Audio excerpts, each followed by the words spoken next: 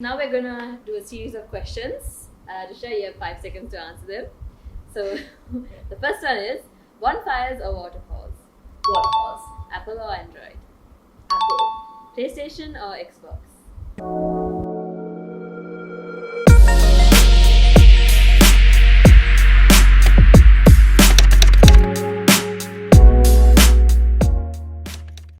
Hi everyone, welcome back to the newest talk show on Hopper Island, Behind the Gram.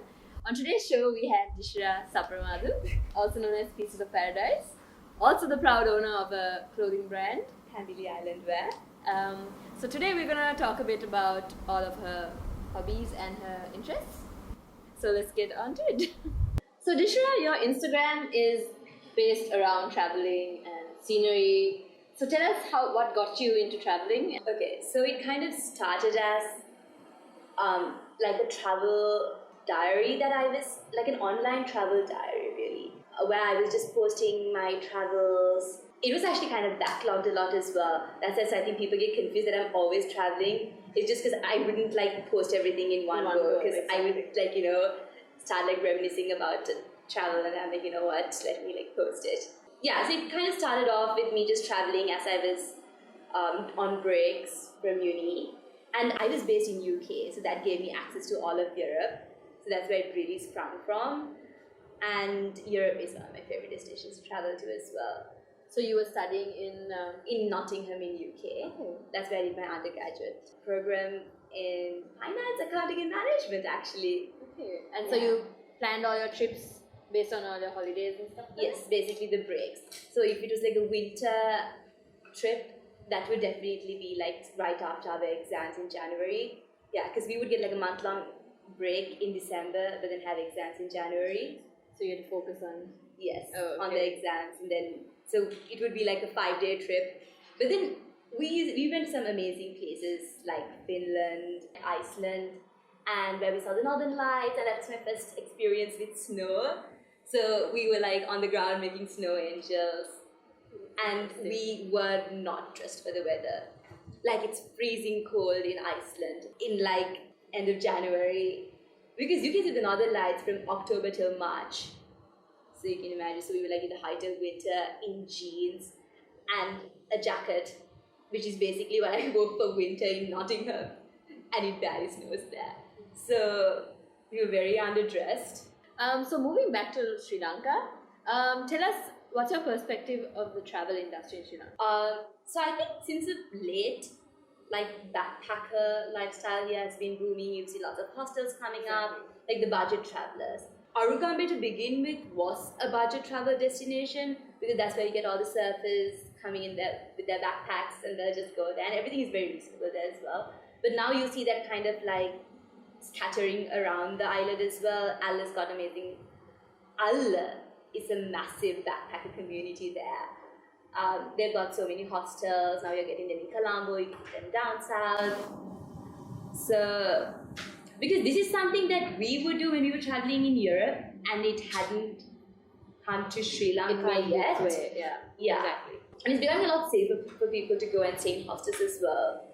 For solo travels. You meet new people with the same interests, and you make friends as you go along, which it has been interesting, because you meet some amazing people doing some amazing things, and they take a break from like their work life and decide to travel for like a year. Yeah.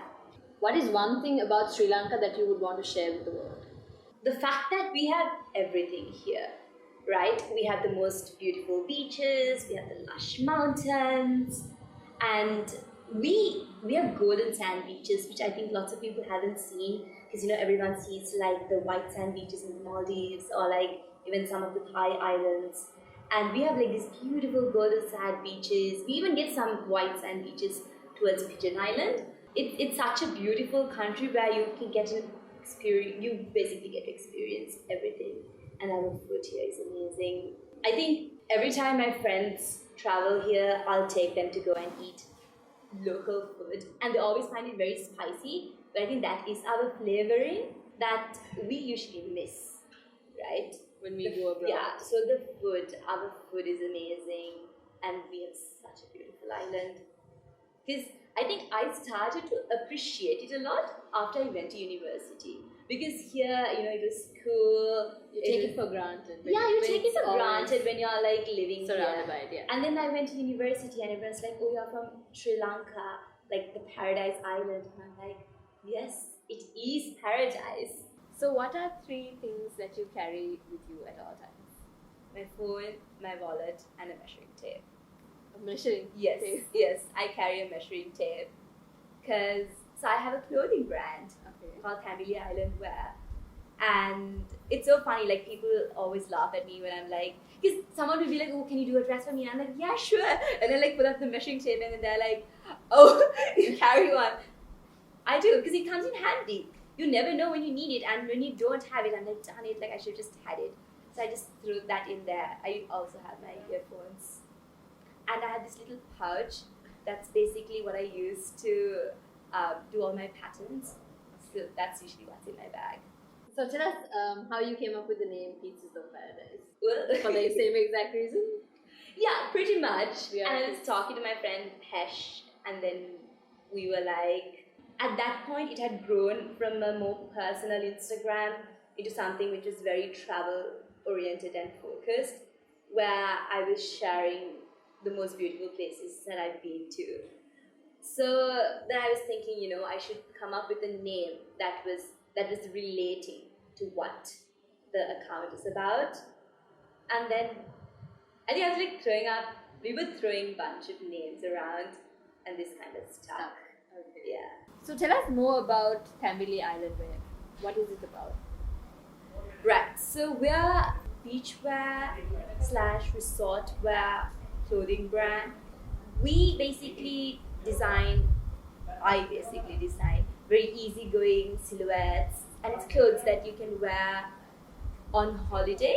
But also it's island wear. That's why we call it island wear, because it's what you can wear on a day-to-day. Very comfortable, breezy silhouettes. Like this dress, for example, I can dress it up Or dress it with down? a pair of heels, yes, or I can dress it down as I am right now with flip-flops and just run about my whole day doing what I'm doing. So tell us, how did you come up with the idea to introduce island wear? Did you find a niche in Sri Lanka, or was it? Yes. So this was after I had come back from UK, and I was working here at an IT company. So this was also the time when I was rediscovering Sri Lanka, traveling every weekend possible if my budget allowed me to. Yeah, so I needed a getaway. Oh, and the weekends were perfect. So I was looking for cover-ups and kimonos here to wear, because I couldn't find any, and I was trying to order them online, and it was like winter for ASOS, so they didn't have any summer clothes. And that's when I was thinking, you know what, maybe I could design some for myself. And then I was also thinking, if I can't find them here, maybe there are other people who have been looking for these. So that's basically how Family was born.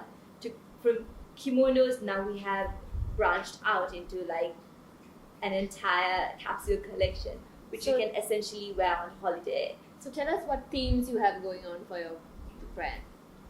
Okay, so I travel a lot, as you know, and it's something that I'm very passionate about. Family is something that I'm very passionate about as well. So I try and make inspiration for each collection comes from my travels. It could be something very minimal, as like a flower I saw there, or like the color palette of the city. So our last collection, which is inspired by the streets of Bologna, well, it was terracotta red and amber yellow, and we were inspired by the buildings there. The city was basically washed in amber yellow and terracotta orange buildings. It is so beautiful. So this dress is a spin-off from that collection as well, where I kind of customized it for myself. Okay. With the batik. So do you do the batik by yourself? Yes, I do. Okay. So I incorporated some pink into it because I wanted to see how the ombre shading would look when it's dip dyed. So the batik here, these are leaves that are drawn by myself. And the batik process is very interesting. Have you actually tried it out? Not. No, I haven't actually. Okay. Is it a tedious task or does it take a lot of time? It takes a lot of time. I think I never appreciated batik as much as I should have when I would just, because it's been picking up a lot here as well, especially with the batiks.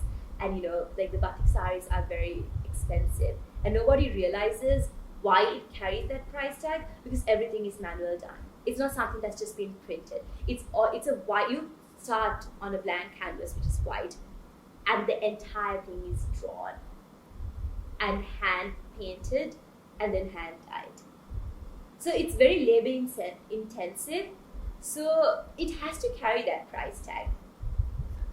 So when it comes to the collections at Family, is it mass produced or?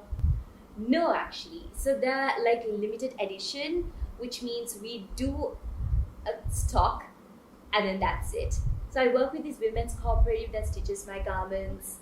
So they've been really amazing, and we have about 8 women who work there, and it's amazing to see how they support their families with what we basically earn, because they earn really good salaries. Would you believe they earn more than I do? So which means it's amazing to work with them. They're very talented. They're very easy to work with. I've learned so much from them. I go there, I cut the patterns, and I'd be draping garments, and then they'll come and see what I'm doing. So it's really nice. It's fun. It's almost like my own workshop with some amazing ladies. So we produce very little quantity. So it's available at TDC, and it will also be available online, the stocks. So do you have a workshop or a showroom if they want to do custom orders? Yes, so I have a design studio, which by appointment people can visit and place their orders. Okay. Now we're going to move on to a fun little game called Bag or Chuck. So here we go.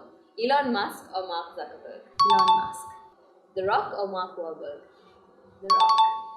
The Rock or Tom Hardy? The Rock. Kim Kardashian or Kendall Jenner? Kendall Jenner. Margot Robbie from Suicide Squad or Anne Hathaway from Catwoman? Anne Hathaway. Not because of Catwoman, but I've seen so many. She was like one of those actresses that I kind of like idolized as I was growing up, because I was like seeing her Princess Diaries. Yeah, I was in it.